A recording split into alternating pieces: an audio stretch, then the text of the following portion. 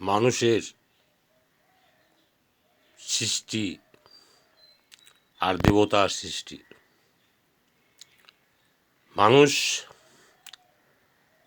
মানুষ হয়ে জন্মেছি আমরা।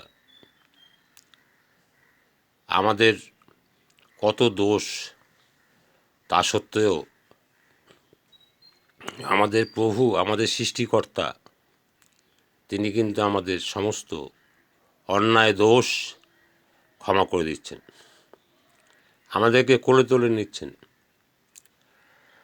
আমাদেরকে যে জন্য পাঠিয়েছেন, যে জন্য আমাদের হৃদয় দিয়েছে, যে সেই হৃদয়ে উনি বাস করবেন, সেই হৃদয়ে কিন্তু ওনার কোনো স্থান নেই। সেই হৃদয়ের মধ্যে আমরা আবর্জনা ঢুকিয়ে রেখেছি। আমাদের শরীরের আবর্জনা বের করার জন্য প্রভু সৃষ্টিকর্তা কত কিছু দিয়েছেন। তার মধ্যে দিয়েছেন নোংরা বের হওয়ার 9খানা জায়গা, 2টো কান, 2টো নাক, মানে নাকের 2টো ফুটো, 2টো কানের ফুটো, তারপরে মুখ,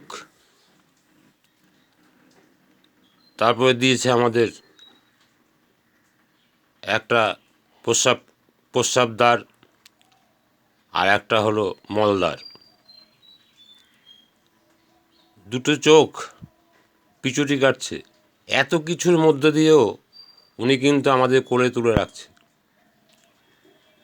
শুধু বলছেন যে আমি তোমাকে যে হৃদয়টা দিয়েছি, সেই হৃদয়টা দিয়ে একবার ভালোবেসে দেখো।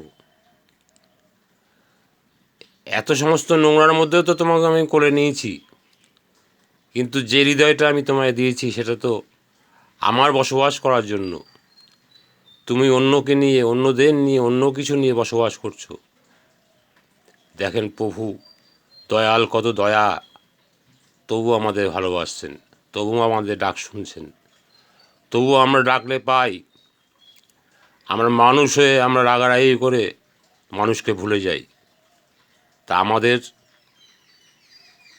অবস্থাটা দেখেছেন আমরা কেমন মানুষ, আর ঈশ্বর সৃষ্টিময় কর্তা তিনি কেমন হৃদয়বান।